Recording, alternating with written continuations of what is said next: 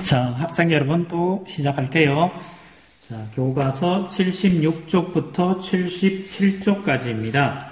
76쪽부터 77쪽까지 있는데 바람 이렇게 나와 있습니다. 바람은 바람, wind 이렇게 부르죠. wind, 바람. 좀 할까요? 바람이 바람 이렇게 부르죠. wind, W-I-N-D, wind. 이거 정의부터 하자 그러면 바람은 공기의 무슨 이동이에요? 수평 이동입니다. 이동을 뭐라 그럽니까? 바람이라고 하죠. 그럼 공기에 한마디 더 할까요? 수직 이동은 뭐라 그럽니까?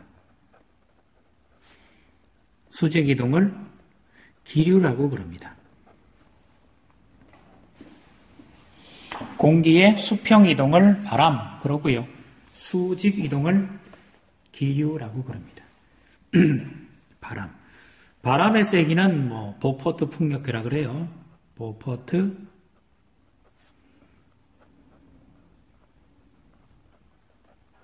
이런 게 있는데 0부터 등급으로 나눠 있어요.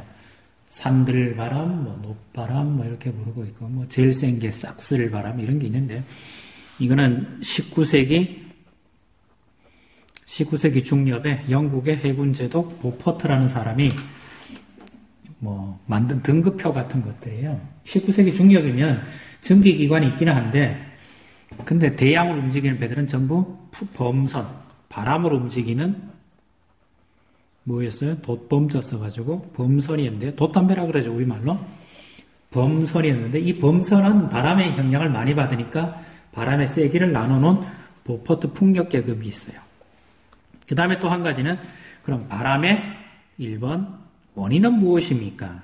원인은 지구에 있는 모든 기상현상의 주범은 누굽니까? 해입니다. 해가 태양의 에너지 때문에 바람이 만들어집니다. 태양에너지를 누가 받습니까? 지구가 받는데 지구는 육지도 있고요. 바다도 있습니다. 또는 저위도도 있고요. 뭐도 있어요? 고위도도 있겠죠. 육지와 바다 중에 누가 먼저 데워집니까? 육지와 바다 중에 누가 먼저 데워집니까? 육지가 먼저 데워집니다. 저위도, 고위도 중에 누가 먼저 데워집니까? 여기는 적도지역이겠고요. 고위도는 극지역이겠죠. 누가 먼저 데워집니까? 저위도가 먼저 데워지죠. 공기는 데워지면 어떻게 됩니까? 두 번째, 가열된 공기는 어떻게 됩니까? 가열된 공기는 상승하게 되죠. 상승하게 됩니다. 상승하면 지표 근처 공기는 희박해지게 되겠죠. 지표 근처 공기가 희박해지면 주변에서 어떻게 돼요? 공기가 이동하게 되죠. 공기가 이동하는 현상을 이걸 뭐라 불러요? 바람 이렇게 부릅니다. 똑같습니다. 적도지역과 극지역 중에 누가 먼저 데워집니까? 적도지역이. 그럼 적도지역의 공기는 상승하게 되겠죠. 그럼 적도지역 옆에서 공기가 적도지역 쪽으로 몰려들게 되겠죠. 그게 뭐라고요? 바람 이렇게 부릅니다. 자, 이제 됐나요? 바람은 왜 생깁니까? 바람은 왜 생긴다고요? 태양에너지 때문에 생기고 육지와 바다 중에 생기는 거는 이거는 비열차 때문에 그렇습니다. 저위도 고위도 지역에는 이거는 에너지 차이 때문에 생깁니다. 비열차든 에너지 차이든 바람을 만드는 거의 주범은 누구라고요? 태양입니다. 그림을 하나 보겠습니다. 그림이 하나 있네요. 이쪽 그림 보이시죠? 이쪽 그림 보인다는 게 뭔 말입니까? 바람이 부는 원리는 기압이 높아진다, 기압이 낮아진다, 그런 말도 있지만, 따뜻하게 데워지면,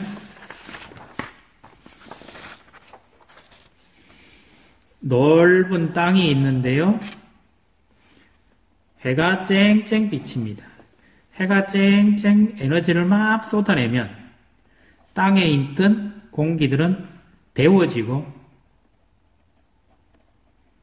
데워진 공기가 어디로 가요? 위로 올라가게 됩니다. 위로 올라가게 되면 위로, 이게 1번이고요. 이게 2번이죠. 태양 에너지 때문에 데워진 공기가 위로 상승을 하게 되면 3번, 이 지역의 공기가 희박해지게 되죠. 그러면 주변에서 이리 뭐가 몰려들어요? 공기가 이동하게 되죠. 공기 이동, 이 녀석이 몇 번이에요? 4번이죠. 공기가 이동하는 이걸 뭐라 불러요? 바람, 이렇게 부릅니다. 이동하는 이 공기를 뭐라 불러요? 바람 그럽니다. 그러면 바람을 만들어 놓으면 누굽니까? 1번 태양 에너지, 이렇게 해석을 하시면 되죠. 자, 우리 교과서 그림 한번 볼까요? 이게 교과서 그림인데, 낮에는 이거는 해풍, 유풍 그러고 이거는 계절풍 그럽니다. 대륙과 계절풍이 제일 잘 나타나는 지역은 동아시아 쪽도 되지만 가장 확실하게 나타나는 지역은 인도입니다. 인도의 계절풍은 아주 기가 막히게 정확합니다. 우리가 생각하는 계절풍보다 훨씬 더 합니다. 자, 인도 얘기를 좀 할게요. 인도는 북쪽에 누가 있습니까? 세계에서 제일 높은 히말라야 산맥이 있고요. 그 북쪽에는 세계의 지붕이라는 티벳이 이렇게 있고요. 인도는 생겨먹기를 삼각형과 지뢰 생겨먹었습니다. 이게 인도입니다. 보이시나요? 그리고 인도 한가운데로 누가 지납니까? 적도가 지나는 게 아니고 북회귀선이 지납니다. 여기가 23.5도 된다는 이런 얘기겠죠. 북이. 지금 4월입니다. 3월 지났으니까 지금 인도에는 이 근처에 누가 와 있다는 얘기입니까? 해가 와 있다는 얘기입니다. 그럼 인도는 지금 굉장히 덥습니다. 어마무시하게 덥습니다. 기온이 시간 나시면 한번 기상청 자료집에 타서 보시면 약 한 40도에서 50도 정도 되는 사이가 지금 인도의 날씨입니다. 이렇게 덥다는 이야기는 여기는 인도 대륙이겠죠.